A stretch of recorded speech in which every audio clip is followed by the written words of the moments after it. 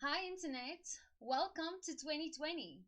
This is the first book review for 2020, and we're going to do something a little bit different. It's still going to be a review, we're getting right into that, but this book is unlike any other. It doesn't have a plot and characters. Or it has that too, but that's not the most important part. This book is a world that only exists within these pages, and it is a world I keep coming back to and I long to be a part of. This is The Night Circus by Erin Morgenstern, and I think she describes her own work best when she says, or when she describes her work as being fairy tales in one way or another. And I definitely have to agree. So let's get into this little bit different review. First off, the genre. In a way, it's urban fantasy because it takes magical world, magical, impossible elements and then puts it into our everyday, mundane, boring world, which makes it urban fantasy. But the plot is more a suspense thriller. But as I said, that's not important. The characters aren't important. The perspective is important. The world is important. The way you get to walk through the circus and experience every tent, that's important. The description here is deep. The prose is beautiful. The images here.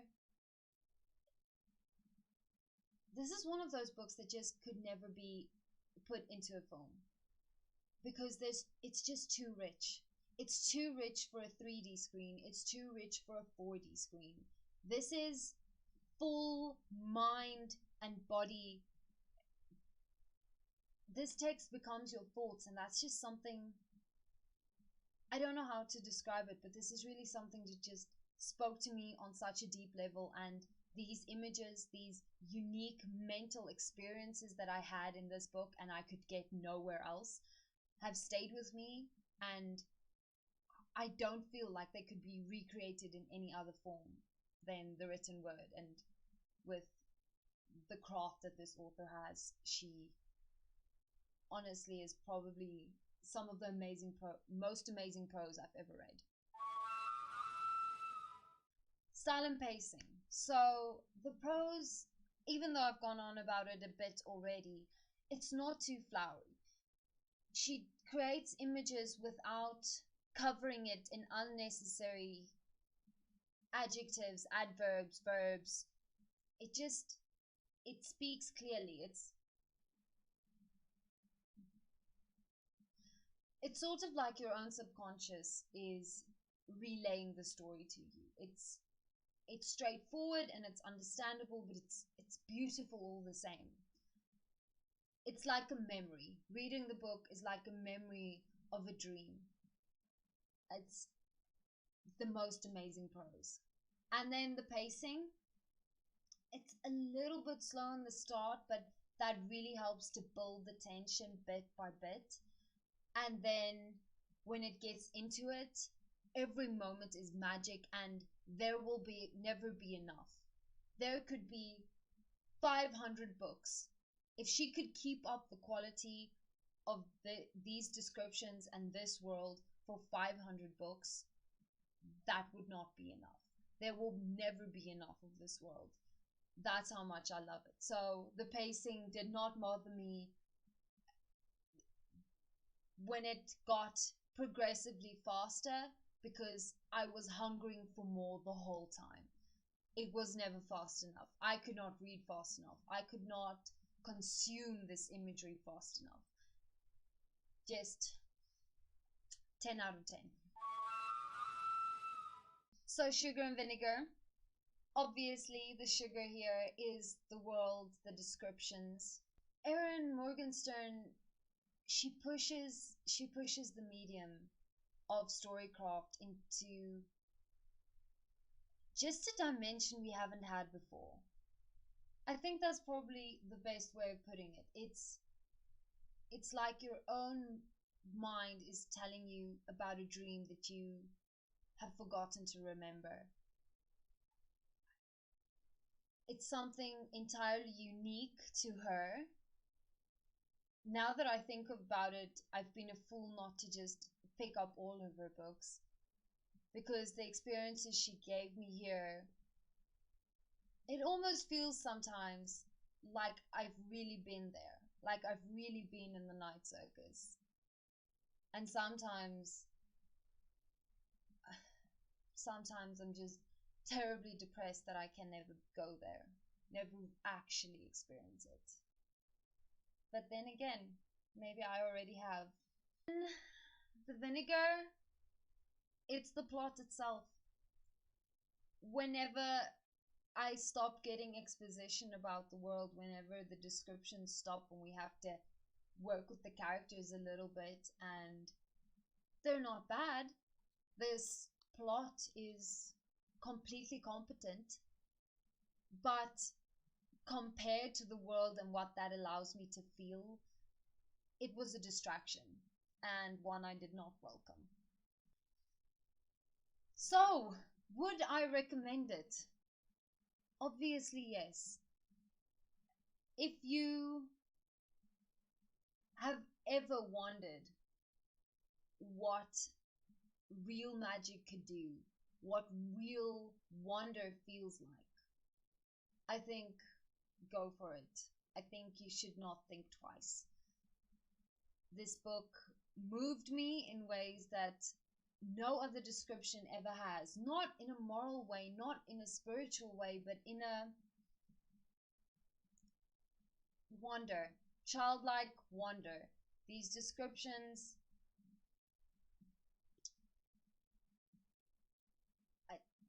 just yes, you need to experience it for yourself. Getting into the spoiler section. Actually, no, I'm not going to spoil this book. Okay, I'm not going to give you a detailed analysis of the plot and the characters, because it's not necessary, and it won't tell you what you need to know to get a grasp of what this book is. This book deserves better than mediocre ramblings about characters and plot. But I will tell you just a little bit. This plot is tense, it's complex, it's thrilling, ambitious, exciting, and adventurous. It pushes a little bit beyond what you expect it to. And then the characters are complex, complicated sometimes, definitely rational. The motivations make sense. They're well created, if a bit too serious.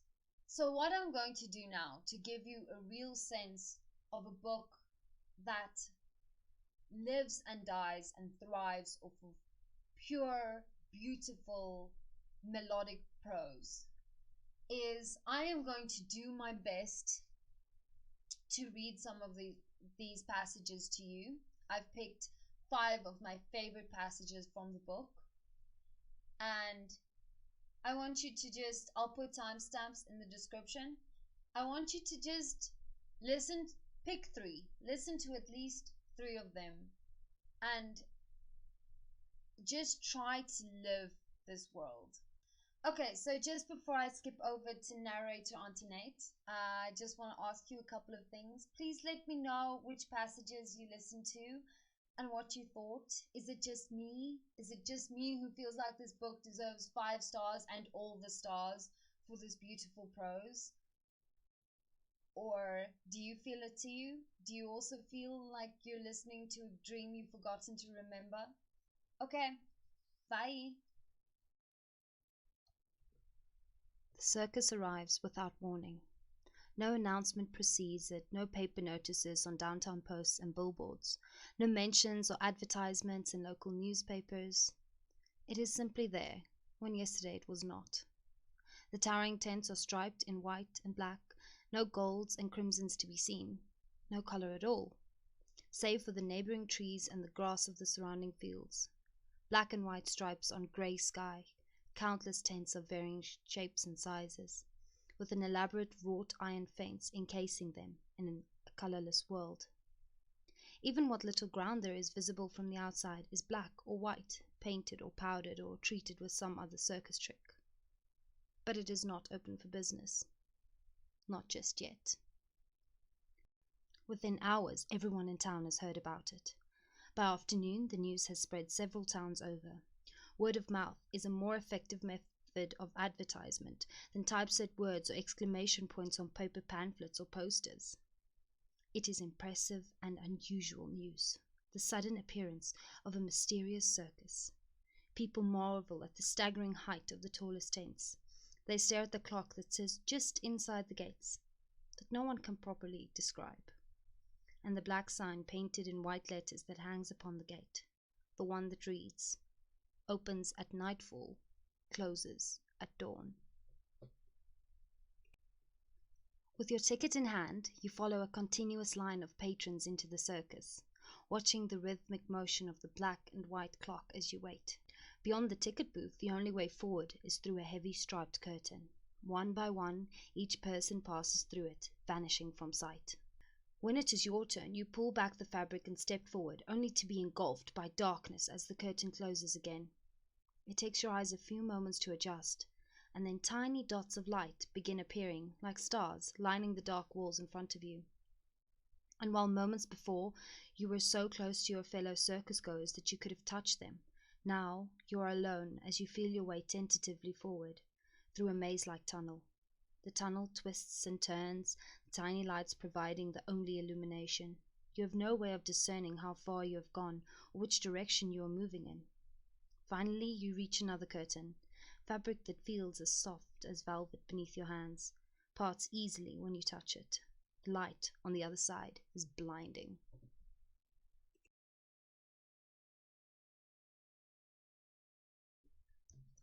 The reaction from the crowd is uproarious. The spectators who had been considering taking their leave decide to stay just a bit longer and comment enthusiastically about the lighting of the fire. Those who do not witness it themselves hardly believe the stories told minutes or hours later. People roam from tent to tent, wandering down paths that loop over each other, never seeming to end. Some enter each tent they pass, while others are more selective, choosing tents to enter after careful consideration of the signs. Some find a particular tent so fascinating that they are unable to exit it, opting instead to stay there the duration of their visit. Patrons make suggestions to other patrons they pass on the concourses, pointing out remarkable tents they have visited already. Their advice is always taken with pleasure, though often the advisees are distracted by other tents before they locate the recommended ones. It is difficult to usher the remaining patrons out as dawn creeps up, and they are only consoled by assurances that they may return when the sun sets again. The sign says Hall of Mirrors, but when you enter, you find it is more than a simple hall. You are not met with floor-length adorned planes of mirrored glass as you half expected, but hundreds of mirrors of varying sizes and shapes, each in a different frame. As you move past one mirror reflecting your boots, the mirror next to it shows only empty space, and the mirrors on the other side. Your scarf is not present in one mirror, and then it returns in the next. Reflected behind you, there is a man in a bowler hat, though he appears in some mirrors and not in others. When you turn, you cannot locate him in the room, though there are more patrons walking along with you that you had not seen within the glass. The hall leads to a round room, the light within it bright as you enter. It radiates from a tall lamppost that sits in the center, towering black iron with a frosted glass lamp that looks as though it would be more at home on a city street corner than in a circus tent. The walls here are completely mirrored, each long mirror placed to align with the striped ceiling above and the floor that is painted to match. As you walk farther into the room, it becomes a field of endless street lamps, the stripes repeating in fractal patterns, over and over and over. Please enter cautiously and feel free to open what is closed. It is a long room, the size of a formal dining room, Or maybe it only resembles a dining room because of the table, which stretches the length of the tent, though there is enough room to maneuver around it carefully. All of the jars and bottles are different. Some jars are simply glass mason jars, while others are glazed ceramic or ornate frosted glass, bottles for wine, whiskey, or perfume. There are silver-lidded sugar bowls and containers that look rather like urns. They appear to be in no particular pattern or order. They are simply strewn across the table. There are additional jars and bottles around the periphery of the room as well, with some on the ground and some on boxes and tall wooden bookshelves. He picks one up at random, a small round ceramic jar glazed in black with a high shine and a lid topped with a round curl of a handle. He pulls the lid off and looks inside. A small wisp of smoke escapes, but other than that, it is empty. As he peers inside, the smell of the smoke of a roaring fire, a hint of snow and roasting chestnuts. Curious, he inhales deeply. There is the aroma of mulled wine and sugared candy, peppermint and pipe smoke, the crisp pine scent of a fir tree, the wax dripping of candles.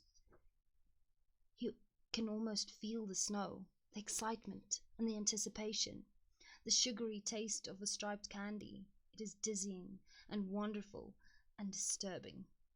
After a few moments, he replaces the lid and puts the jar carefully back on the table.